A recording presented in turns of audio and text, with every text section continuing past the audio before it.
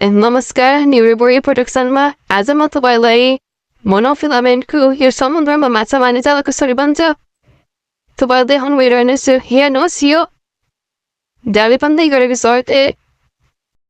र यहाँ जाली चाहिँ विभिन्न थरीको जस्तो मोनोफिलामेन्ट भयो, तपाईँको अरूको पोलिमर नाइलनको हुन्छ होइन, यहाँ बनिरहेको हुन्छ र भिन्न भिन्न खालको अर्डर अनुसार बनाइन्छ है।